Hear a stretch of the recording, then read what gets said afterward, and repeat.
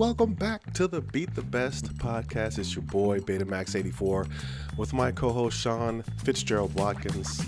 The middle name changes every week, but the guy stays the same. How you doing, bro? Yes, I'm good, sir. Battling this cold a little bit, but I'm okay. You don't So if I sound a little funny, ladies and gentlemen, it's a little nasally. Yeah, the allergies are coming. Twin, as the kids say. I have probably the worst allergies of anybody I know. I can tell you that right now. So I can't imagine how you feel.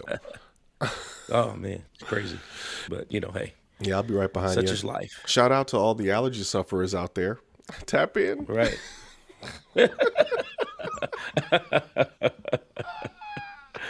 I gotta tell you something, bro. I had such a weird week. I'm up here in Portland, Oregon now. I don't know if many people know this. I mean, I've lived in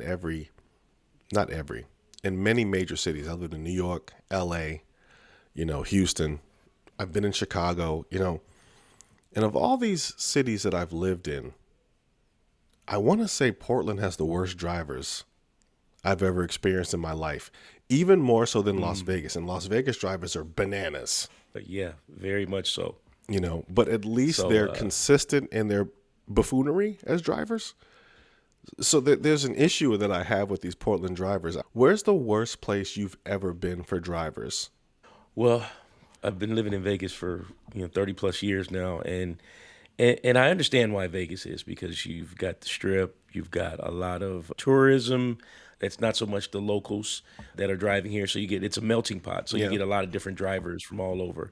Of course, me being from Los Angeles, California, people in Vegas, locals basically blame Californians for all the bad driving, but it's a mixture of everybody. But I would have to say, for me, the worst place is where I grew up. I grew up in Los Angeles. People are trying to get somewhere in LA specifically. And I can remember times, when I first got here to college and I went back and I was driving and people were blowing, just flying by me. And I'm like, man, what in the world? So I had to get with it. And then the traffic, it's like, I could never, I remember getting from LA, South Central LA where I grew up, trying to get to the Valley to visit some friends. I said I'll be there. They said, hey, try to get here around 7. Mm-hmm. I literally left 2 hours before the time to get there, and I had to be dreaded 4:05. What you're talking about is traffic, which I totally understand. I get that we're talking about traffic. What I'm talking about is just a failure of things that make sense. So let me just paint this wide brush for you real quick before we get into our topic of the Lakers today, okay? Gotcha. Portland drivers are really nice.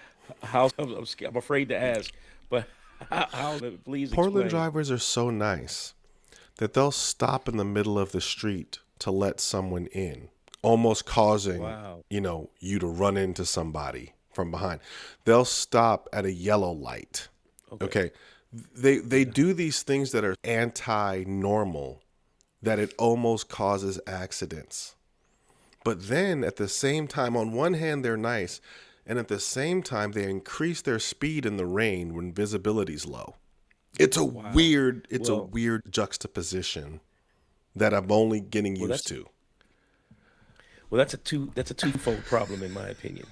The problem is the slow driving is they're nice because we're used to maniacs driving, and we got to get out of the way before we get run over. And then the other side is, these people grew up in Portland or have lived there for years. They become experts of driving in rain and low visibility weather. So they're like, oh, no need to slow down. I could see just fine. Although, you know what I mean? Although it's coming down in sheets and the road is slippery, I can see just fine. That's their way of telling them that you're not from. Oh, for sure. For sure. When I hear atmospheric river, I slow down. Not them. They speed up. No. Hey, they're used to it. That's they're like, hey, what? It's just a little puddle. It's so off-putting. So I just had to put that out there. The annoyance of Portland drivers, and I researched it because I'm a weirdo. Oregon isn't even in the top 10 of worst driving states. It's North Dakota. I think is the worst state for drivers in America.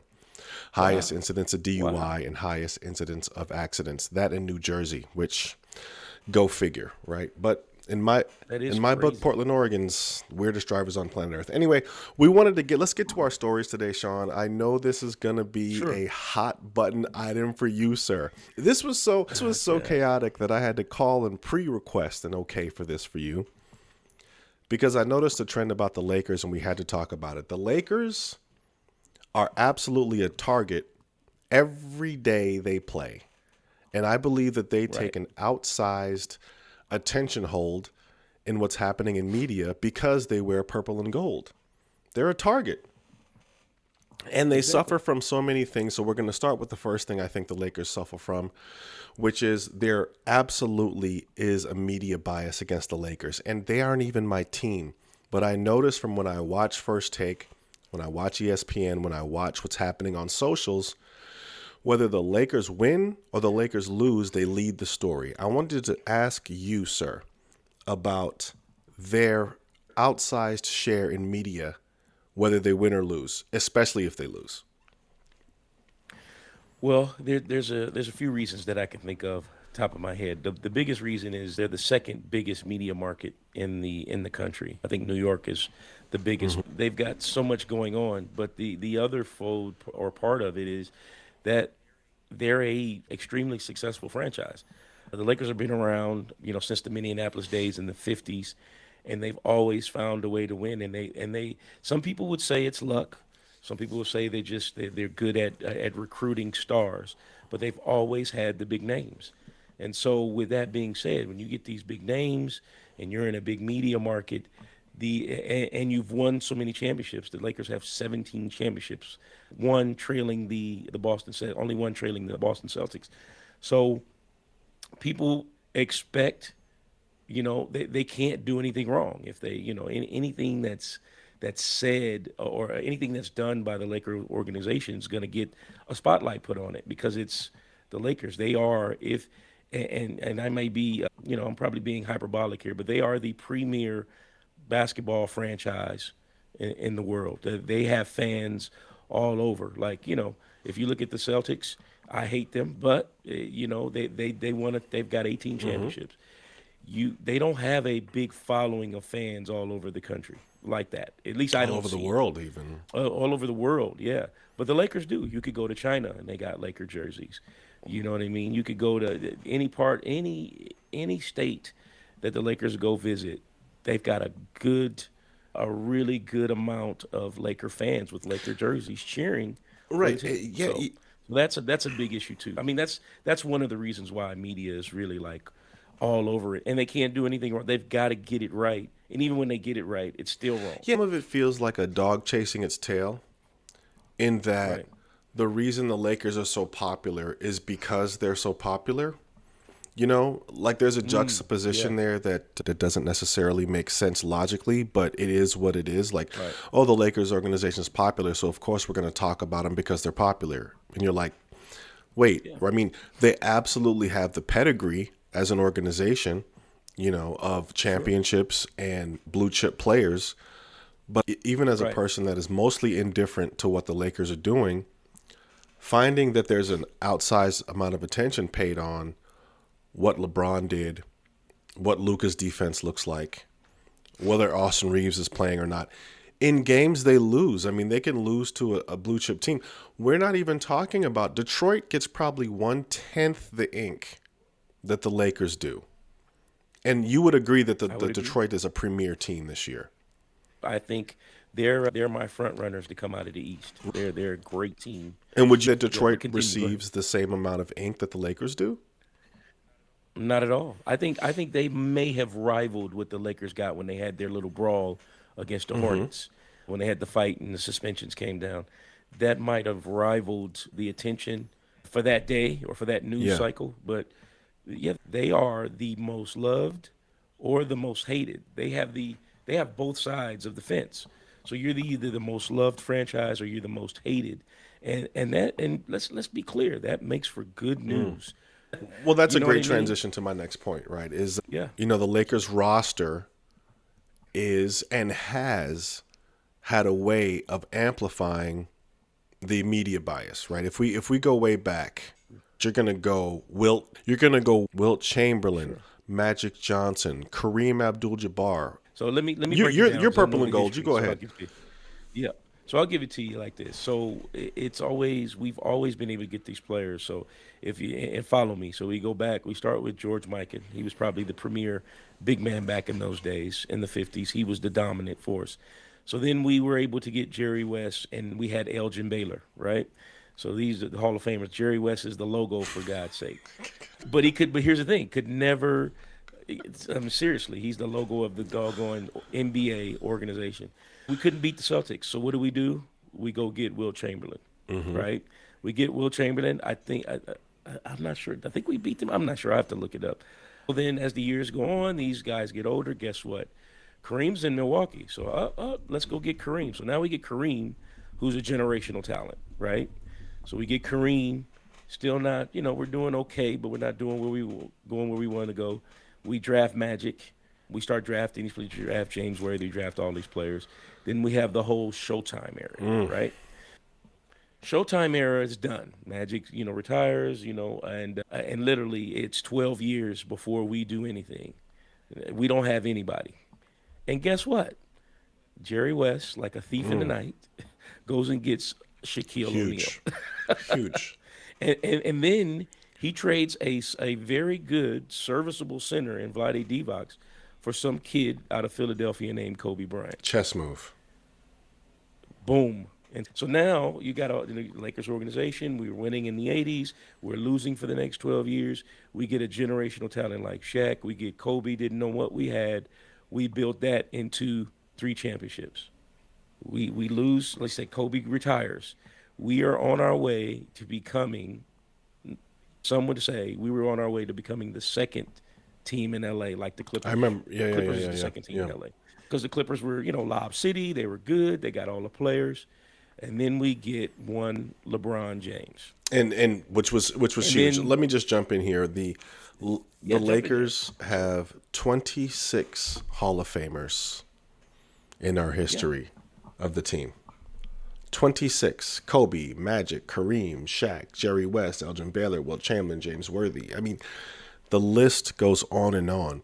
So, of course, they're going to receive more heat because they had more talent, right? But which is always another catch-22 because you need talent to win championships. I can't stand when people say, "Oh, well, they had all that talent." Well, talent wins championships. No one without any talent wins championships. It doesn't happen. Exactly. People like that, to me, are casuals. They don't understand that. They just want to say that because they're mad. If the Lakers weren't my team, I'm like, man, why do they always get the better players? And although their season is not going, and they're not going to go anywhere. Let's be clear. I'm a Lakers fan. I would love to sit here and say, oh yeah, they're going to make it to the conference finals. There's no chance. If they get out of the first round, I'd be totally shocked. If they get out of the second round, I'd probably fall out of my chair. So they're not, even though they've got some talent and if they got a generational player like Luka, they're not going anywhere. But their propensity to be able to get these players it's incredible. And I think that gives the love side where the fans that have followed them like, man, okay, we're always going to get the player that we want. But then it's the hate side was like, why do they always get the player? That breeds contempt, right? Yeah. Contempt, that breeds contempt. Right. If you look at who the Lakers have gotten through draft versus who the Lakers have received through trade and, fleecing another squad, I could see how it could make other teams upset. I mean, in my eyes, I can only count 3. Well, if you look at the Lakers back in the 80s, outside of Kareem, I think everybody they got was through the draft. I think Michael Cooper was drafted by them. I want to say James Worthy. Byron Scott was originally drafted by the Clippers. Then they traded his rights. Of course, Magic Johnson. I think I said James Worthy already. But then they were able to get Michael Thompson, who was a great player. Bob McAdoo came over in free agency. So they're able to get the good free agents, but that's the only time that I can really think of in the 80s that they were able to draft. But how can you blame a trade requires 2 parties to work together. It's not like they were giving them these players for free. Obviously, the Lakers made trades as well. You can't be upset, and I can't believe I'm arguing in case for the Lakers, which sounds crazy to me to say aloud. But Yeah. It's wild to me that the Lakers received an outsized amount of anger for the trades they've made when other teams decided to trade with them and give them these players. Right? Let's talk about Kobe. Kobe Bryant. They moved Vlade Divac and then ended up moving Eddie Jones. They Eddie ended up moving Jones, Eddie yeah. Jones to make room for Kobe Bryant to get it to be in the starting lineup eventually. I loved Eddie Jones, by the way. I had his shoes. He was absolutely a stellar Laker. Yeah. I Probably loved one Eddie of the most Jones. Yeah. underrated Lakers in Laker history. But, these moves that the Lakers have made, while shrewd, require other teams to participate. Well, you got to look at it from this standpoint. When you have the hate that the Lakers do on the other side, that hate comes from them being good. Because think about it, if nobody's hating the Washington Wizards, no disrespect to the Washington Wizards, right? But nobody's hating them. They're not a great Yeah. basketball team, not a good basketball team, but nobody's hating them. So the Lakers are always been pretty good, pretty relevant. So when you have a team that's good, and then they're able to go out and teams are trading with them to make them better and give them better opportunities to win, that's when you get the angst and the anger and the craziness from fans. But like I said, then you've got one side with all the anger, and you got the other side with all the love, and you combine that with the second biggest media market in the world or in the country. Boom, you have Lakers leading the story when they lose to a team they shouldn't And have. it is a show, right? When we go back to the Magic Right. Showtime era, which I believe was totally ran by, Magic and Pat Riley getting up and Sure. down the court. Then you have Jack Nicholson in the front row.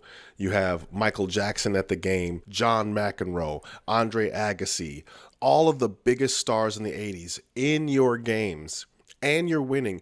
Your Lakers, sir, have 17 banners. Right. I'm going to say Exactly. it again. I'm going to hold on. Let me And say it like again for anyone who's not listening appropriately. 17 chips. That means that's an 17. organization that is not going to take no for an answer.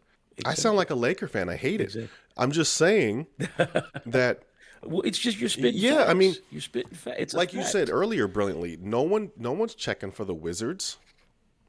I think the Yeah. only organizations where they're held to a higher standard are probably Los Angeles Lakers and the Boston Celtics.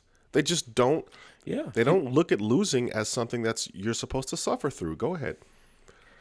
Yeah. And you're absolutely right. And this is I've made this argument with you before, because you look at the Boston Celtics and they have a history of winning, and they have 18. They have one more, which hurts me to say every time I say it, but they have 18 championships.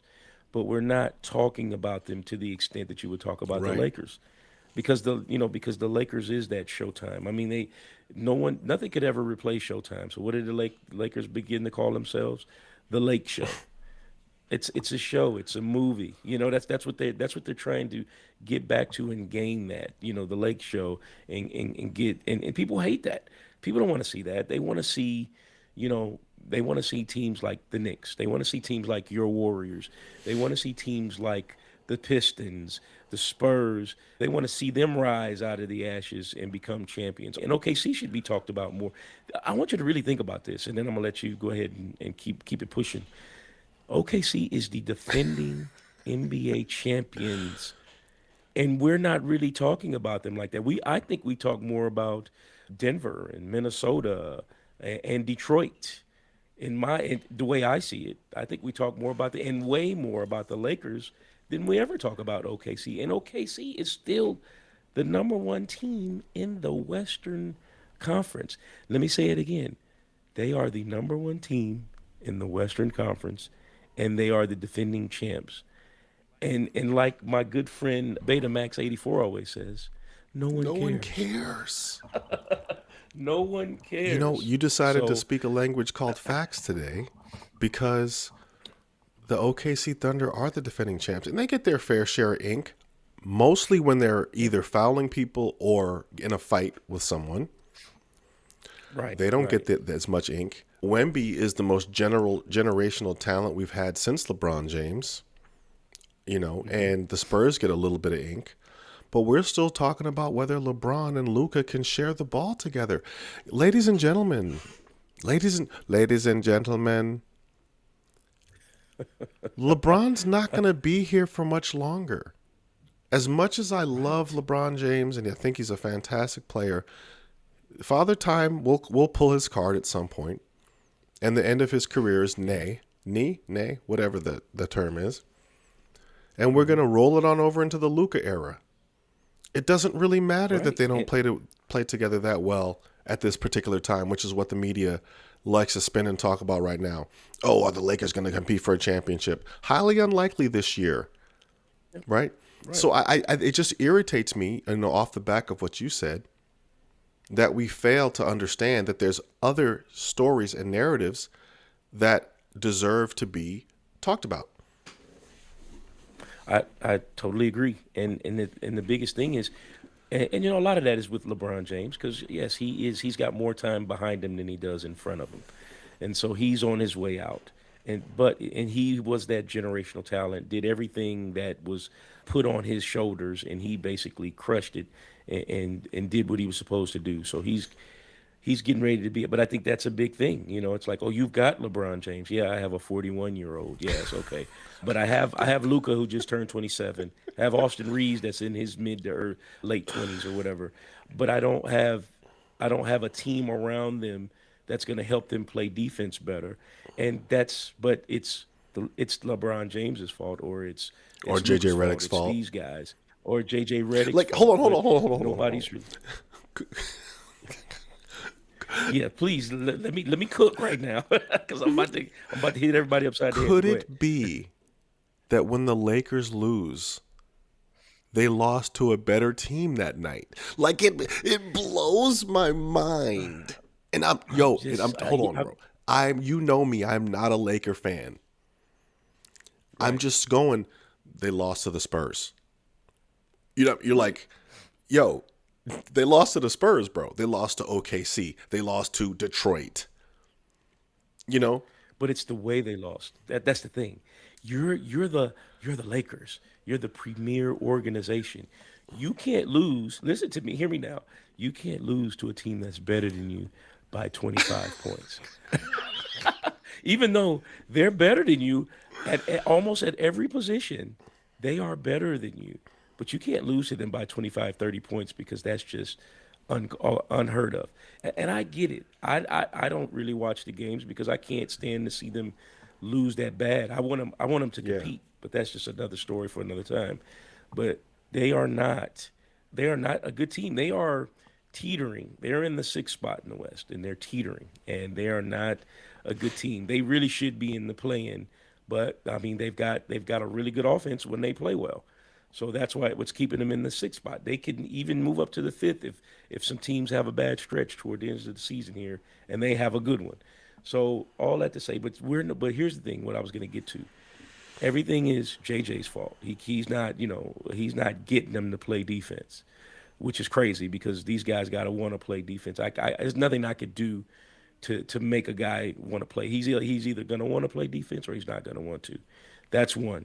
These guys are not. The 41-year-old is not good at playing defense. He's not going to be good. He's going to give you some effort. LeBron does that, but he's not going to be good. He's 41.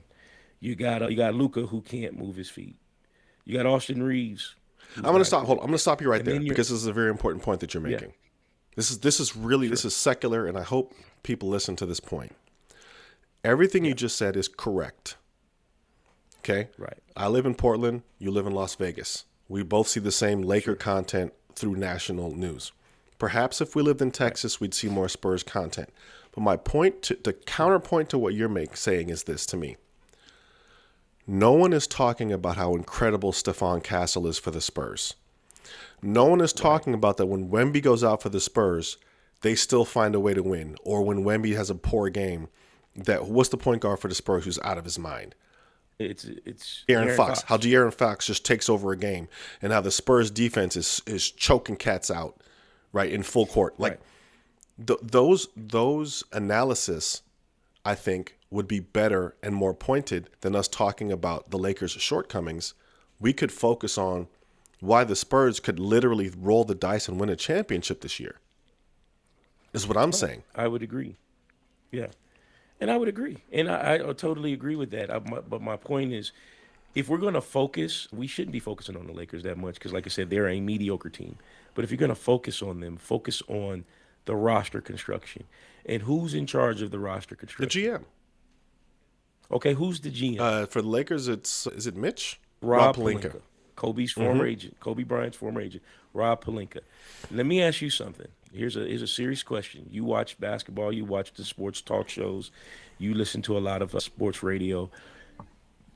Do you hear his name, Mr. Rob Pelinka, at all during the times where people are crashing out on Almost the Lakers never. and saying, "Hey, the Lakers"? Almost never. You never Almost hear his never. name.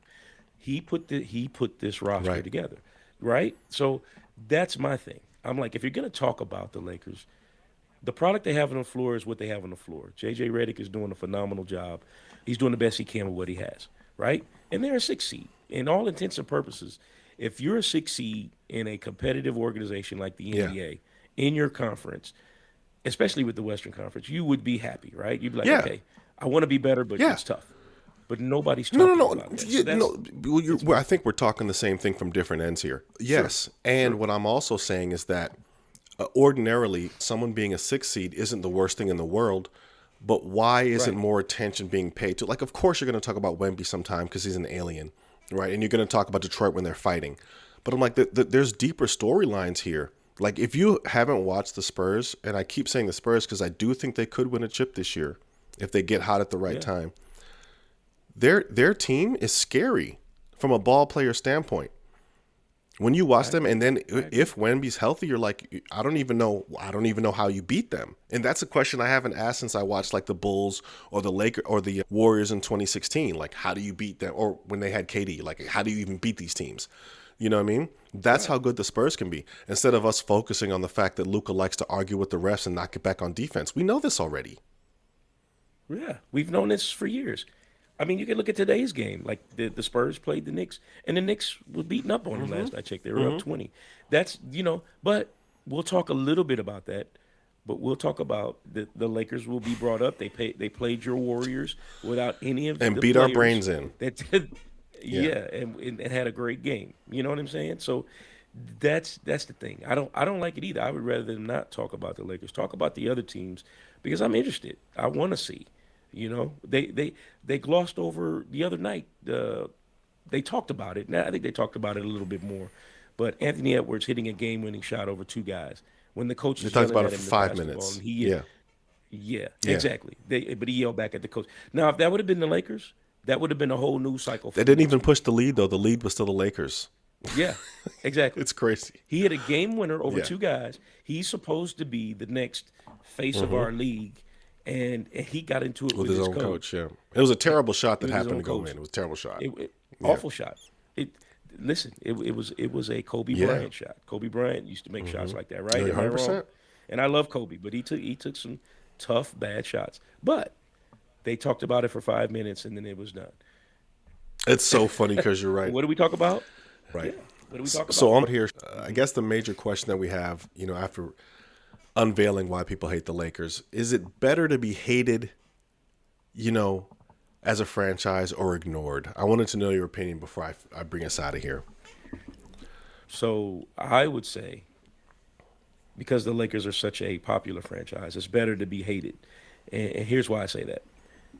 When you're hated, people who don't really know who you are or know what you're doing, they're going to tune in.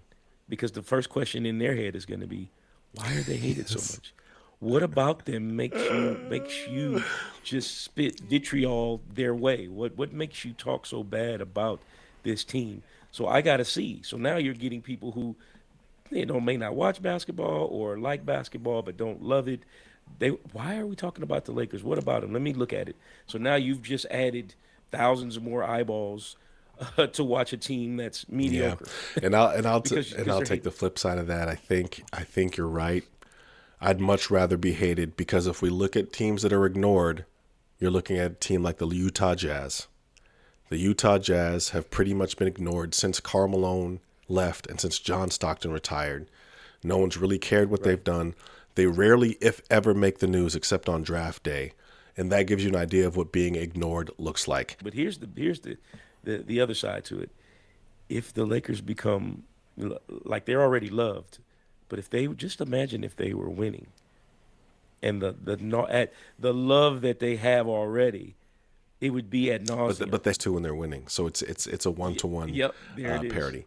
Guys, the Beat the Best Exactly. podcast here. Remember to tune in, check in, subscribe, share with your friends, share with your enemies, as I like to say. Nothing makes enemies more happy than when we're wrong about something. So please chime in and tell me, hey, Egghead, you were wrong about this particular fact. I'm pretty sure Sean's not going to be wrong because he's a Laker fan. I know I was. I'm not even a Laker fan. Guys, for the Beat the Best podcast, this is BetaMax84 and Sean Watkins on the way out. We will catch you on the flip side. Peace. Peace. And that's a cut.